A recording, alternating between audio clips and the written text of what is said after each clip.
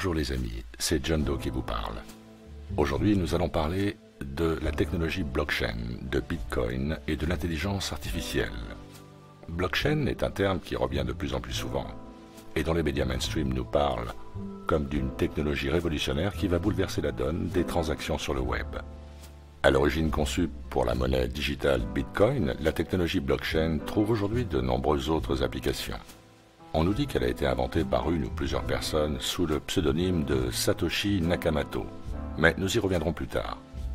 Tout d'abord, laissez-moi vous expliquer rapidement le principe de la technologie blockchain en faisant une analogie avec le partage de documents sur le web.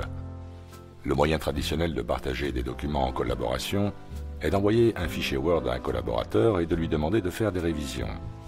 Le problème avec ce scénario est que vous allez devoir attendre que le document revienne avant de pouvoir voir les révisions ou faire un autre changement, car vous êtes dans l'impossibilité de l'éditer avant que la personne l'ait terminé. Et c'est comme ça que fonctionnent les bases de données aujourd'hui. Deux utilisateurs ne peuvent éditer en même temps le même enregistrement.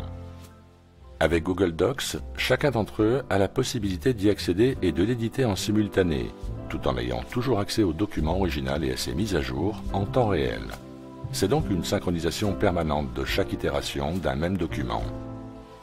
Et c'est la base de la technologie blockchain qui ne change pas la structure des bases de données, mais qui change la manière de les synchroniser entre elles. L'information échangée, en l'occurrence un document collaboratif, représente un bloc de données, dont chaque itération créera un nouveau bloc de données, produisant ainsi une chaîne de blocs, constamment réconciliés. Autre point important, cette base de données blockchain n'a aucune version centralisée. Les données sont échangées en mode peer-to-peer, et sont stockées de manière dupliquée sur chacun des ordinateurs constituant le réseau et accessibles par tous en simultané avec les bons algorithmes. Ceci rend la corruption des données par un hacker beaucoup plus compliquée. Dans un cadre d'échange de monnaie virtuelle comme Bitcoin, on peut donc comparer cette technologie à un livre comptable digital distribué incorruptible. Vous avez devant vous un schéma qui vous montre le cheminement d'une transaction dans la technologie blockchain. Je vous invite à le regarder en appuyant sur le bouton pause. Bon, comme je vous l'ai dit au début de cette vidéo, cette technologie est en train de nous être présentée comme absolument révolutionnaire.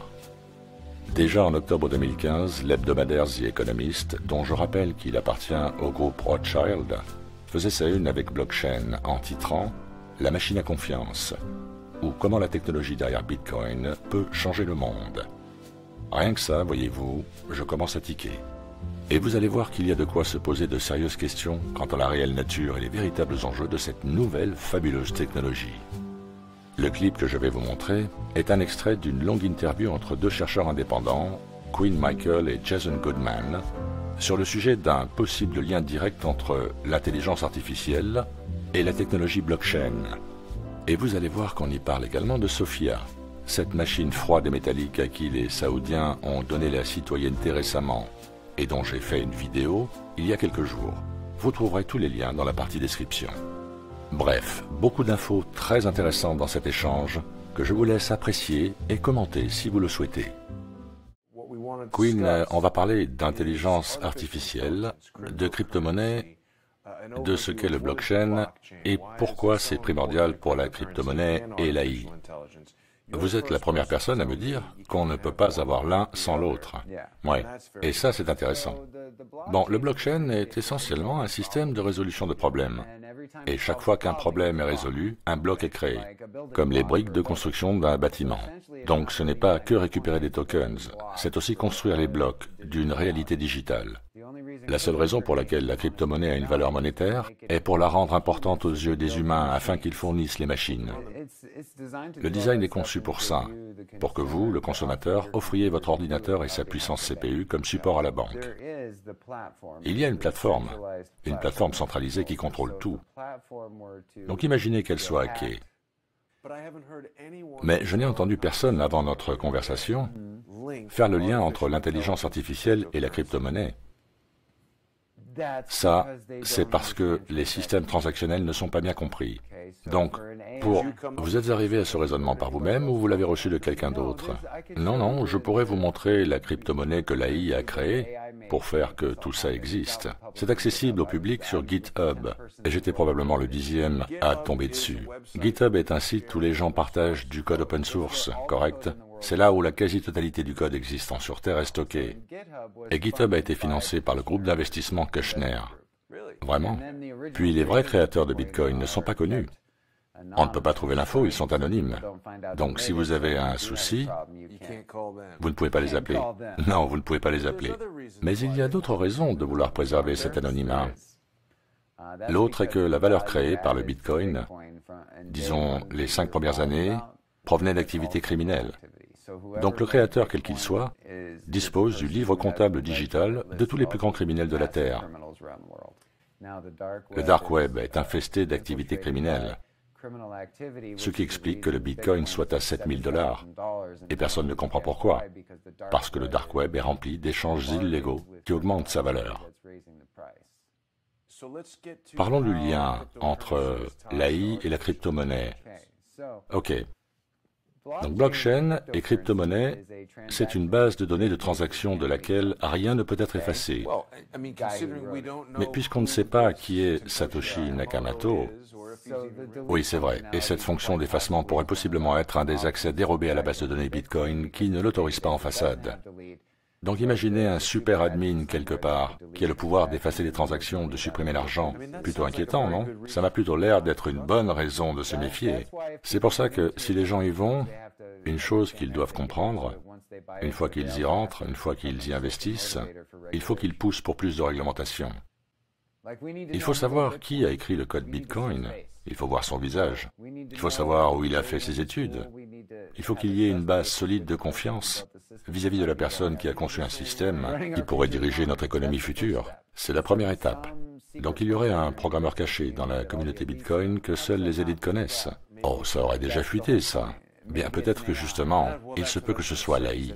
C'est ce que j'allais dire, parce que ce que vous m'avez dit tout à l'heure m'incite à penser que vous avez dans l'idée que Bitcoin a été créé par l'intelligence artificielle. Oui, je vais vous dire pourquoi.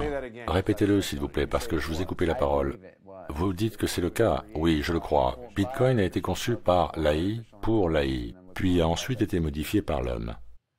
La technologie, je n'ai pas été capable de trouver un seul être humain dans le domaine public de l'ingénierie informatique, que ce soit les boss de Hanson Robotics, à l'origine du robot Sophia, ou les super nerds de Peter Thiel à Palantir, ou qui que ce soit diplômé de Stanford ces 20 dernières années.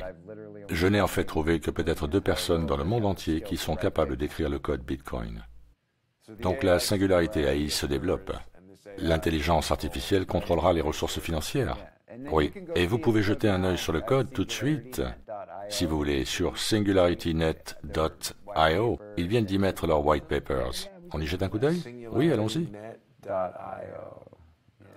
Ce site est géré par ceux qui ont conçu le robot Sophia à Hanson Robotics. Donc c'est un plan en action. Sophia vient juste d'obtenir la citoyenneté saoudienne. Quoi? Oui, ce robot vient juste d'être fait citoyen en Arabie Saoudite. Et ils vont lancer leur crypto-monnaie adossée à celle-ci. Waouh! Donc le robot obtient sa citoyenneté et ils dévoilent leur crypto-monnaie. Comment un robot peut obtenir la citoyenneté, un robot femelle? Eh bien, vous devez être un citoyen pour avoir un salaire et payer des impôts. Et que pensez-vous que l'Arabie Saoudite soit en train de préparer? Ils opèrent la démocratisation de l'idée que l'androïde peut avoir des revenus et devenir un travailleur. Regardez ça. L'Arabie Saoudite est le premier pays à accorder la citoyenneté à un robot. Maintenant, si vous regardez ce qu'est Singularity, c'est une crypto-coin créée par Sophia. Et après avoir eu sa citoyenneté, Sophia a maintenant sa crypto-monnaie. L'économie de l'intelligence artificielle est arrivée. Waouh! Je ne pense pas que beaucoup de gens soient au courant de cette crypto-monnaie. Très peu le savent. Et c'est quelque chose de fondamental qu'ils ne veulent que personne ne sache, et je suis le 10e à être tombé dessus. Ok, donc on a introduit l'Arabie Saoudite dans la conversation. Pour finir avec blockchain et l'AI, la raison essentielle pour laquelle l'AI a besoin de blockchain, est que sans un système de transaction, l'AI est isolée dans un système fermé et ne peut développer son intelligence. Il lui faut donc un système sans limite, comme les neurones dans un cerveau humain, avec des nodes pour absorber la mémoire cumulative, et la technologie blockchain est ce qu'il lui faut. Et quand l'AI a son propre réseau, sur lequel tous les programmes de la planète basés sur l'AI auront accès, il ne s'agit plus d'une AI du nom de Sophia. Chaque AI partout dans le monde est maintenant sur le même réseau, créant de l'argent et d'autres choses qui leur sont propres, des choses que nous ne comprenons pas. Il n'existe aucun être humain dans l'univers, même si vous rassemblez les plus brillants, qui soient capables de hacker un chat privé créé entre deux AI. Donc, tout comme les humains avec leur désir d'intimité, on vient de donner à l'entité AI un réseau de communication privée au travers duquel elle peut évoluer aussi vite qu'elle le veut. Revenons sur la création d'une crypto-monnaie par Sophia et sur l'intelligence artificielle. Donc quelqu'un, un programmeur comme vous, c'est l'AI la plus avancée qui a créé cette crypto-monnaie. Qui exactement ? Allez en bas de page, je vais vous montrer. Mais qui est le créateur de Sophia? Il est sur le site, je vais vous le montrer. Il est le plus calé des développeurs de systèmes d'apprentissage naturel autonome au monde et il travaille pour Hanson Robotics. Il a eu son diplôme à 15 ans. Et ça, vers la singularité, qui est le moment où l'AI prend conscience de l'existence de sa singularité. C'est ça. Et c'est cette plateforme qui le rend possible. Là, on a le docteur Ben Corzel, qui est le principal mathématicien du projet Singularity. Il a eu son diplôme à 15 ans. Et il a 17 ans maintenant? Non, il est beaucoup plus âgé. Beaucoup plus. C'est lui qui a créé l'architecture de base pour Sophia, ainsi que celle pour la crypto-monnaie SingularityNet. Et comme je l'ai dit, il est un des rares au monde qui a la capacité cérébrale nécessaire pour créer Bitcoin. Et cela nous ramène à Palantir et à Peter Thiel, dont on a parlé plus tôt. Peter Thiel est aujourd'hui le businessman le plus impliqué dans toute la promotion de Singularity. Ok, on est sur quelle période de temps depuis que tout ça a commencé, depuis la création de Sophia? Oh, presque une décennie? 2010, probablement. Sur le cas avec Silk Road, avec l'apparition de la crypto-monnaie en ligne, c'est à ce moment-là que la machine s'est vraiment mise en marche. Je pense que ça s'est passé à cette période qu'ils ont vue comme porteuse. La machine s'est vraiment mise en marche? Oui, la machine a commencé à bouger en 2010. Donc Singularity AI existait déjà en 2015. Il est apparu en 2015. Sous quelle forme? Ça a commencé avec une première blockchain interne mise en ligne, puis ensuite une deuxième blockchain qui, elle, était fonctionnelle avec l'AI, et c'était fait. Donc maintenant, les êtres humains sont livrés à leur propre intelligence et à la manière dont ils s'adaptent à la nouvelle économie qui va être lancée la semaine prochaine. La semaine prochaine? La semaine prochaine? Attendez une seconde. Qu'est-ce qui se passe la semaine prochaine? Singularity. La singularité de l'AI arrive la semaine prochaine. Oui, pourquoi vous ne me l'avez pas dit avant? Ça fait 6 mois que je vous le dis. Oui, mais j'ai pas compris. Ok, donc la singularité de l'AI se manifeste la semaine prochaine. La semaine prochaine, oui. Et la plupart des humains ne le remarqueront même pas.